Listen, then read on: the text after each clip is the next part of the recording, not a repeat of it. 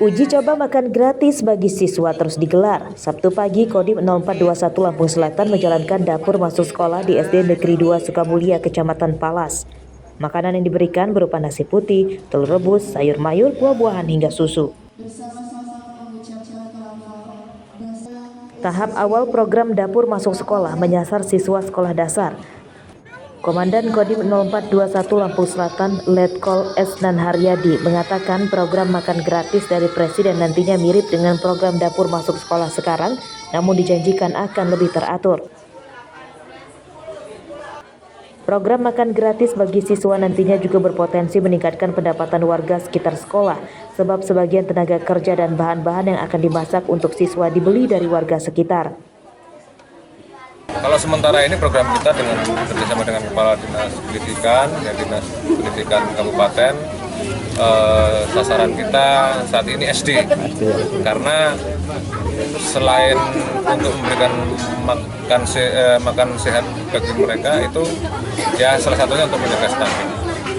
Kalau lauk tentunya 4 sehat kita 4 sehat 5 sempurna kita siapkan yang terbaik. Ada tambahannya termasuk susu. Ya. Kurang lebihnya hampir sama. Nah, nanti mungkin kalau di program Presiden itu nanti lebih teratur ya. Itu nanti akan dibuatkan dapurnya, kemudian bahan baku yang akan dibuat untuk dimasak itu berasal dari masyarakat sekitar.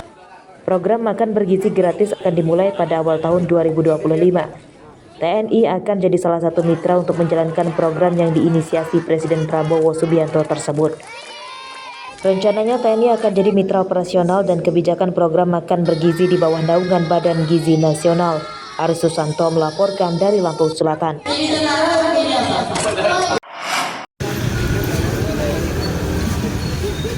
Memasuki akhir bulan Oktober, sejumlah harga bahan pokok mulai merangkak naik. Pantauan di Pasar Tempel, Kelurahan Waidadi, Kecamatan Sukarame, Bandar Lampung pada Minggu pagi, komoditas yang naik harga diantaranya daging ayam potong dan bawang putih.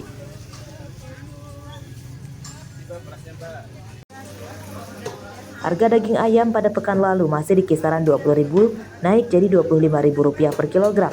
Harga bawang putih kini Rp30.000 per kilogram. Padahal pada pekan lalu masih di kisaran Rp27.000 per kilogram.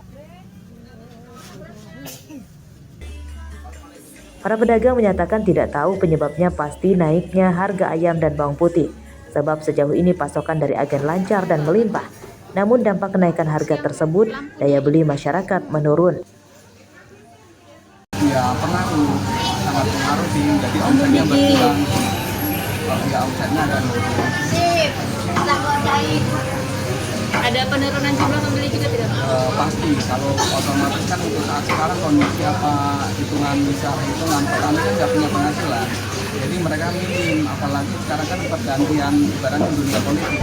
Jadi masa presiden yang lama dan presiden yang baru, otomatis kan BLT kan belum turun. Jadi anggaran tahun ini kan presidennya. Jadi nanti kalau BLT-nya udah turun, mungkin agak ramai sedikit pasarnya. Bingung. Duitnya dibagi-bagi, kayak di orang ada umpamanya dapat 50.000, gimana ngebagi dapat semua gitu kan. Jadi dengan kenaikan ini kita sebagai ibu rumah tangga bingung untuk mengatur keuangannya ya Bu ya. Oke, siap. Yang punya anak kecil kan, susunya belum. Kalau yang punya anak. Jadi bagi-bagi ya. Iya, bagi-bagi. Sementara itu, untuk harga cabai juga mulai merangkak naik, namun tidak banyak. Harga cabai merah besar yang semula Rp20.000 kini jadi Rp22.000 per kilogram. Harga cabai rawit masih bertahan di kisaran Rp35.000 per kilogram. Sedangkan harga telur, beras, minyak goreng, dan sayur mayur juga tidak naik. Andri Kurniawan melaporkan dari Bandar Lampung. Masyarakat Bandar Lampung diimbau mewaspadai cuaca angin kencang. Berdasarkan data BPBD Bandar Lampung selama sepekan terakhir, terdapat 6 pohon tumbang di jalan akibat diterjang angin kencang. Pohon tumbang di Kecamatan Kedamaian, Kemiling, dan Raja Basa tersebut tidak menimbulkan petaka bagi warga dan pengendara. Kepala BPBD Bandar Lampung, Wakidi, mengimbau warga tidak diam berlindung dan memarkirkan kendaraan di bawah pohon besar karena angin kencang bisa muncul kapan saja. Jadi terkait himbauan menghadapi masa pancaroba awal musim ini, tentunya yang pertama kita harus masyarakat tebang pohon yang udah mulai lapuk. Yang kedua membersihkan saluran pembuangan air, apalagi jangan sampai membuang sampah-sampah ke saluran tersebut. Yang ketiga hindari berteduh di pohon yang udah ini atau di baleho atau bangunan yang beneran pada saat musim hujan, pada saat hujan, supaya kita terhindar apabila ada pohon yang roboh atau yang itu, artinya kita harus menghindari itu.